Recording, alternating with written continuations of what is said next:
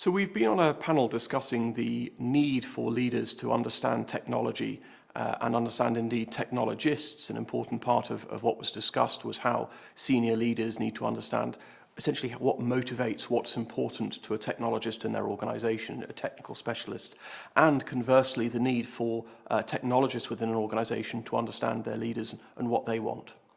A level of humility on both ends of the spectrum is required, an understanding of the other's point of view. And one of the key messages throughout this conference, indeed, but reiterated by our panel on technology and leadership, is that cyber leaders are good leaders. Cyber is almost an ancillary point to that. However, there is clearly a need to understand the cyber realm commensurate with the seniority and the decision-making powers of that senior leader. And really for technologists, conversely, to also understand that the leadership that is making a decision may or may not agree with the technologist's point of view. And the technologist is a cog in a larger machine, and if they don't get their way, they're not necessarily to be upset by that. I think there's a general misunderstanding amongst boards with whom I spend the majority of my time across the public, private and third sectors, that there is a need for a deep level of technical expertise at the board level. And for many organisations, they employ technical specialists who can appear ad hoc or on an organised basis at those board meetings to explain, as necessary, concepts of technology which may be potentially above and beyond that of the normal discourse at the board level. But really, it's very important to understand that the risks that are decided upon, that are discussed, and that are aired at those board meetings or other forms of senior leadership conglomerations is really just that. It's just a risk. Cyber risk should be treated at that top line of any organisation as no different from any other risk. Financial risk, operational risk, it all, at the end of the day, is just risk. Well, we've discussed the notion of the spectrum, really, and it's not fair to consider that there are technologists at one end and leaders at the other. There are many people who, of course, transit that spectrum on a very regular basis. The Cyber Executive MBA is designed both for business leaders and technical leaders and those people who straddle between the two.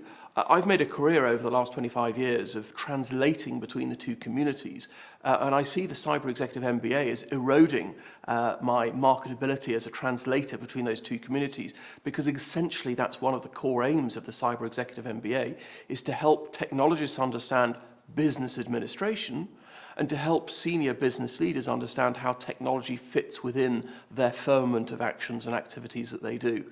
So it really is very, very important that those who are considering joining the Cyber Executive MBA program know that their place is not one of it's solely for business leaders or it's solely for people in technology, but actually it's for all comers. And that's where the value of the Cyber Executive MBA comes from. I think it allows a level of comfort that that training has been delivered and delivered successfully. All too often we've encountered senior leaders who've undergone a training program, often internal, but sometimes by a third party, where the training hasn't stuck. They've come away with one or two good ideas, but the actual way of changing the direction of the ship has not been necessarily to change it 1 degree or 2 degrees or 3 degrees, but actually even the decision, do we turn to port, do we turn to starboard? And training often around cyber leadership hasn't quite hit the mark in terms of that stickiness, in terms of causing an effect, a transformation in behaviour, for example.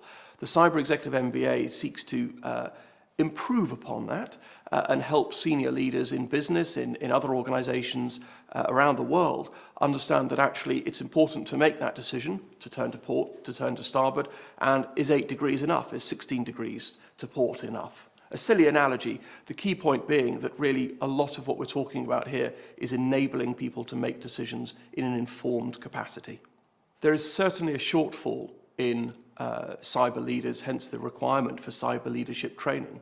However, there will come a point in time, the promised land, where it will diminish, and there will come a point of parity where we have enough cyber leaders. But really what this boils down to for many organisations is trusting an individual.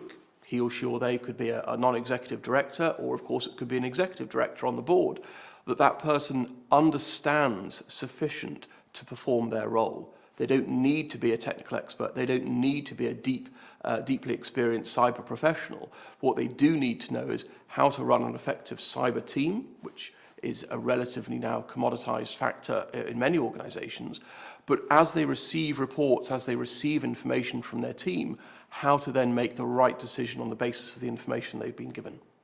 The experience of being here at Lancaster University has been eye-opening from the perspective of being able to attract such a wide variety of people to this conference today on the Cyber Executive MBA program. We've had a wide variety of C-level executives, ambassadors, other diplomats. We have had a great interest from the academic community as well. But across the business spectrum, public services, and of course other areas of the third sector, not just higher and further education specialists, this breadth, this wealth, the value of the Cyber Executive MBA program comes from that breadth of interest, because those are the students we will be teaching in the future, and the graduates of the Cyber Executive MBA program will then be able to populate a similarly wide variety and range of roles across our society.